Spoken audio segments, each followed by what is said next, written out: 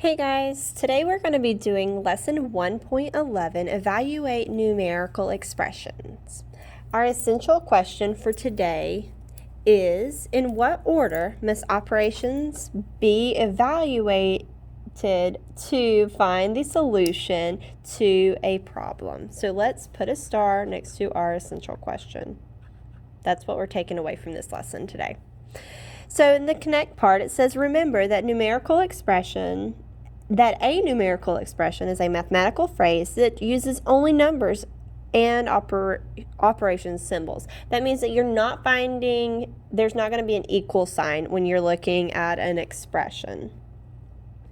When you see an equation, that's going to tell you that there is an equal sign.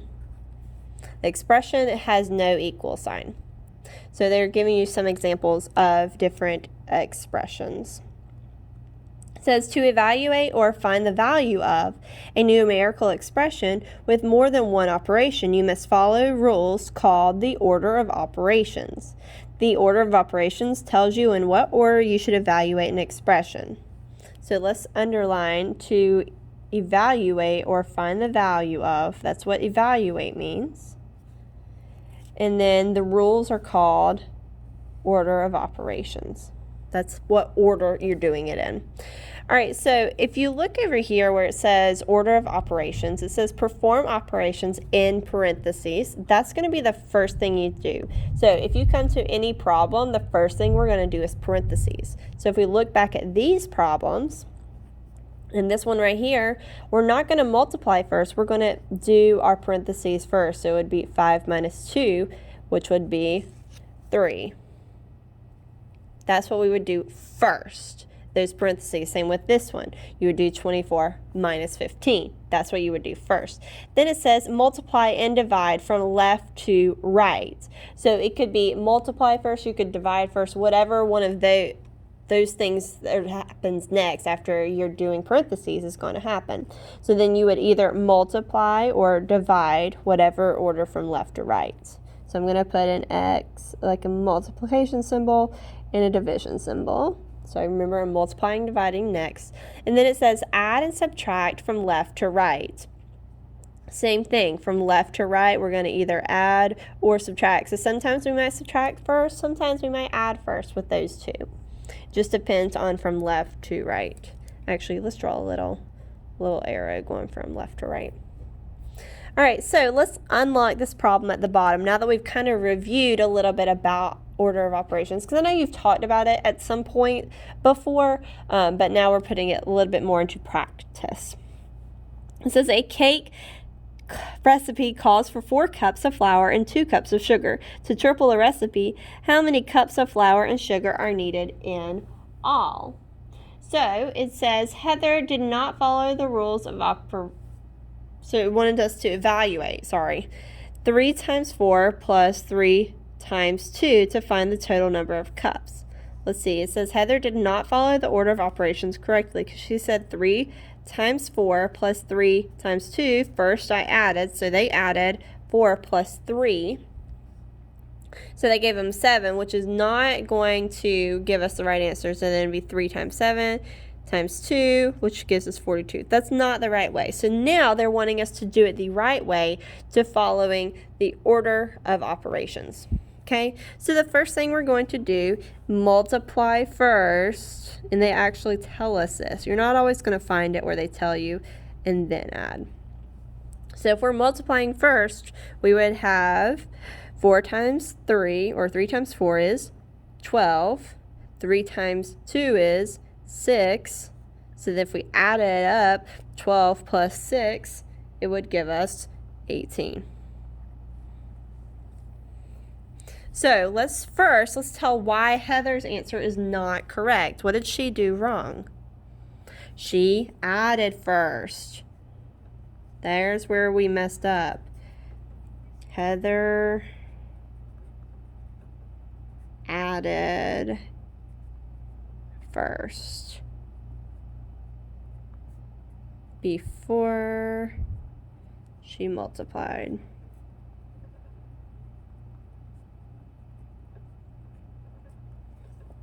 And then this one, how many cups of flour and sugar are needed?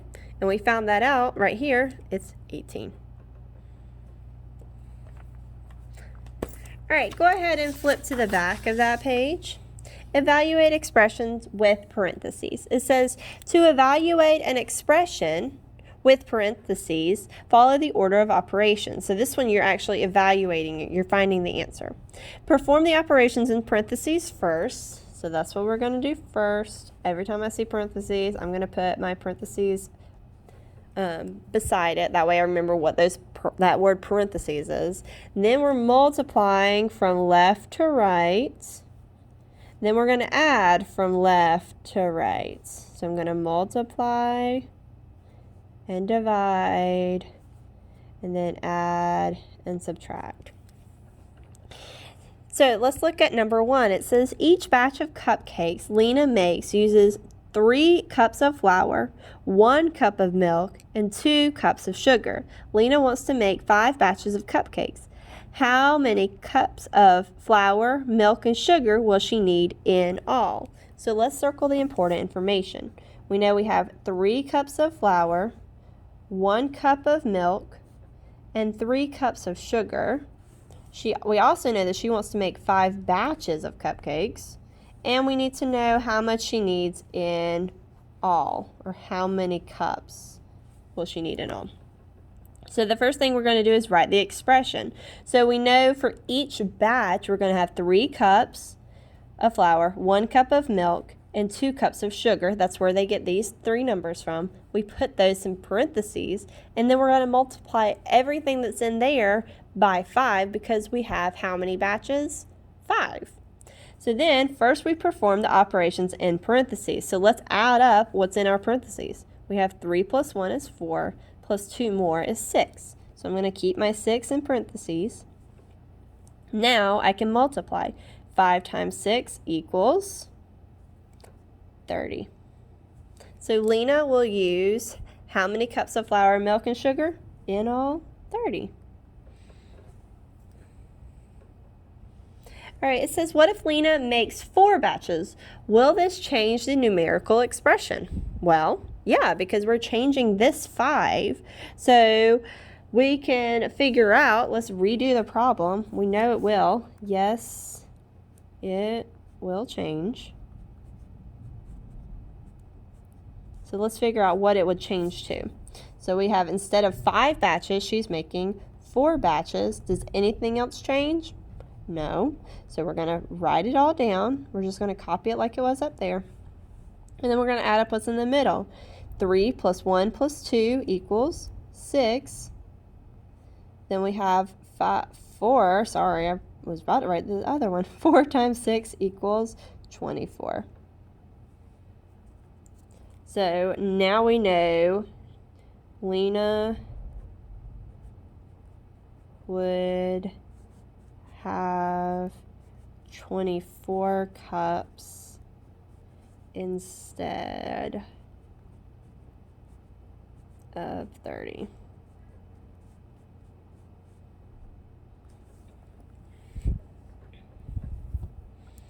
All right, the next one says, rewrite the expression with parentheses to the given value. So, evaluate the expression without parentheses. So we're going to see what it looks like without the parentheses. So the first thing we're going to do is multiply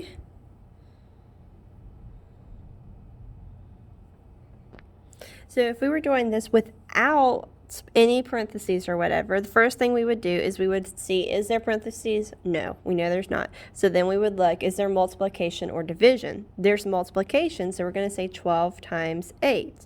Well, what is 12 times 8? That'd be 96. So then we'd have 6 plus 96 minus 3. So 6 plus 96 would give us 102.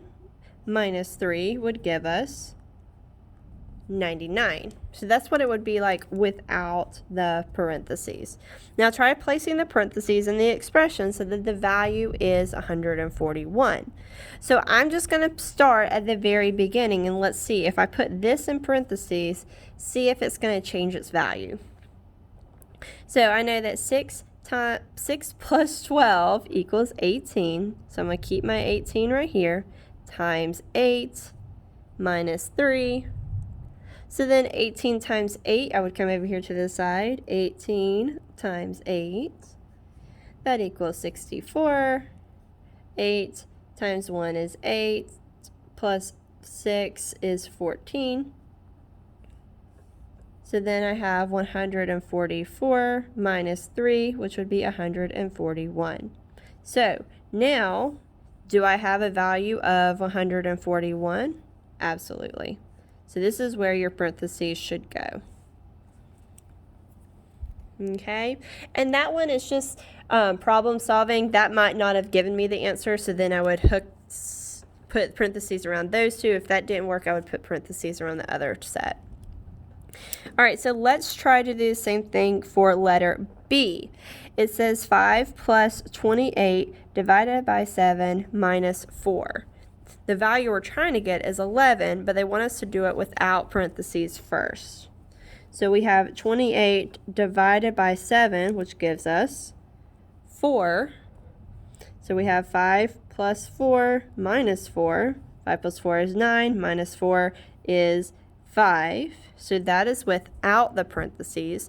Now we're going to try to do this with parentheses. So let me see. Oh, I've got two sets. Let's try this.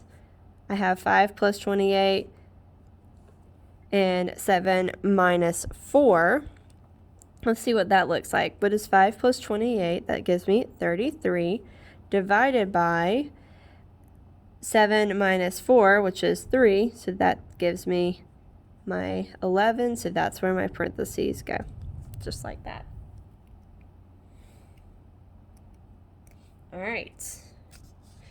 We're going to keep on rolling. I'm going to give you some extra practices to work on. Evaluate the numerical expression. We're going to do a couple more of these together, and then I'm going to let you fly on your own. All right, so when we're looking at these, are we adding or dividing first? We're going to divide. So 36 divided by 9 equals 4. Then we have 10 plus 4 equals 14.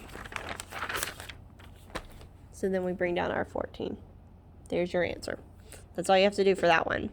And so you're going to do the same thing for 2. So circle number 2, circle number 3, circle number 4, circle number 5, 6, 7. Let's do number 8 together. 4 times 6 minus 12. What's the first thing we're going to do? Parentheses. So 4 times 6 equals 24. Bring everything else down. 24 minus 12 equals 12. All right, now let's look. We're going to circle number 9. Let's look at number 10. We have 23 plus 16 minus 7. What am I doing first? I have a minus and a plus, but I also have parentheses, so I'm going to do parentheses first. What is 16 minus 7? That's 9. So then I add 23 plus 9, which gives me 32. Circle number 11. Flip to the back of that page. I want y'all to try to do number 15. Do 16 and 17. Okay? If you have any questions, make sure you pop on Google Meet, and I am there to help you if you need help. You can just send me a text if you need help, or just pop in and I'll be there. I hope you have a super fantastic afternoon, guys.